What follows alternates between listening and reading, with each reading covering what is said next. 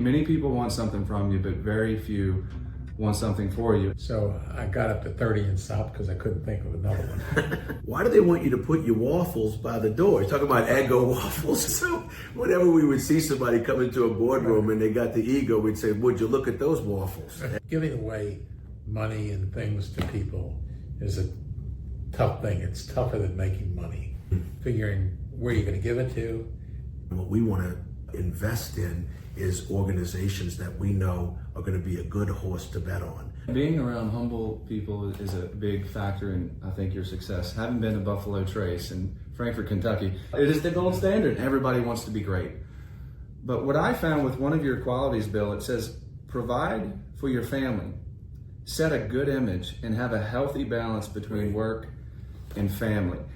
The best days that I can remember in spending time with my kids was I'd come home from work, I'd go for a 6-mile jog, we'd have a bite to eat, and I had a jacuzzi in the backyard. And I'd sit there with the kids in that jacuzzi when they were calm and weren't killing each other, and we'd talk about life. I found this letter the day before his funeral, and it had been sealed for 33 years. I have that letter with me. I didn't bring it on purpose. It just happens to be in this portfolio. Yeah, my father wrote a letter to me when I was 21 years of age. It was probably the most important thing I ever had from my father. My father never wrote me a letter other than this one, although we had many good in-depth conversations. When I got that, I knew that it was something that I wanted to say for the rest of my life. One of the most important decisions was when my father died, I gave my entire inheritance to a foundation and kept no financial rewards from that. It's just hard to imagine anybody working for the DA. Out of 100 cases, he won 99 of them. Men need to be men again. Mr. David Green, one of the things he says is that the Bible says, if you don't work, you don't eat. If you're a Green family member, you don't get a piece of Hobby Lobby. You have an opportunity to work there, and that's how you get a paycheck.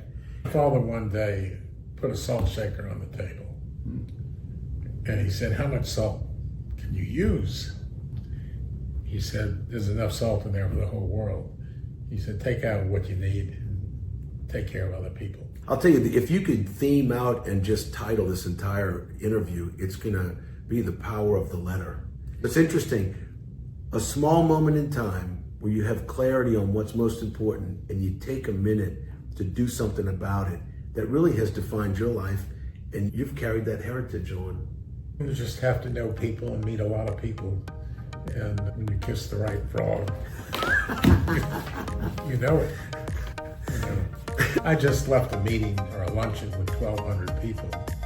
And I would venture to say I probably knew half of them and 75% of them knew me. I never realized that I had a gift with people, but I never really leveraged relationship power, like kissing that frog, where you grow business. You gotta kiss a lot of frogs, made me laugh. But I think what you're saying, and what I'm hearing you say, is that it's unlikely people, but you gotta be open to really connecting with them and getting to know them. That program became so successful that it was franchised out to 63 medical schools around the world. The tech guy is not always the person that gets things done, but when the philanthropist shows up at the table, people that don't work together start to work together. Power is something that comes with the territory and does not have to be shown as others recognize it, but never abuse it.